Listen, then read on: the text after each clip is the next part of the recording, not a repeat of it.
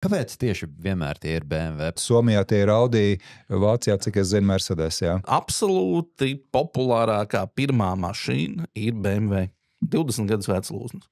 Kāpēc tieši BMW? Var atļauties jaunieci. Var atļauties, vai ne? Ir Bet nav arī tas, ka var relatīvi viegli pārbūvēt?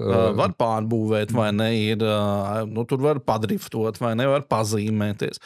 Autiņš jau nav slikts, viņš forši. Bet, jā, tas, ko cilvēks... Pirmkārt, arī ir sociālās normas milzīgas. Tas sociālais spiediens. Kā tad es tādu vecu Peugeot pirkšu, vai ne? Padomā savā kompānijā. Tu atbrauks ar vecu Peugeot vai vecu BMW, vai ne? Kur tu būs krūtāk? Bet vēl vajag, lai būtu aizmugurs piedziņa arī. Taču tur var daudz vairāk izdarīt.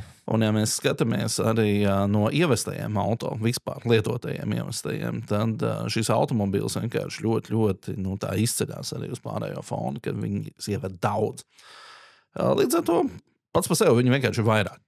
Vairāk, un viņi brauc nepieredzējušāk vadītāji. Te ir tā vēl viena lieta, ko statistikā reizēm neņem vērā. Saka, ka tādas un tādas markas autovadītāji ir būtisks riska faktors.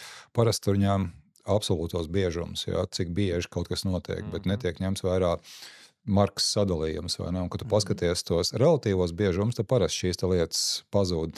Es uztaisīju pats vienkārši tādu analīzi vieniem 10 gadus veciem datiem, un tur sanāca, ka nav milzīga starpība, starp BMW, tur Volkswagen vai Audi, attiecībā uz iekļūšanu satiksmes negadījumos. Labi, tur nebija dati par to, kurš ir vainīgs vai kurš ir iekļūs, bet, ir pētnieki, kur saka, ka īstenībā tas varbūt pat nav nemaz tik svarīgi, vai tu esi nomināli atzīts par vainīgu vai par cietušo avārijā.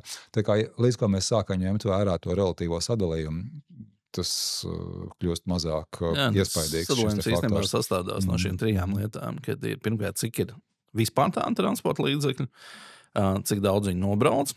Un tad mums tikai parādīsies tas kopējais faktiskā aina, kad mums, protams, ir šie savi spriedumi.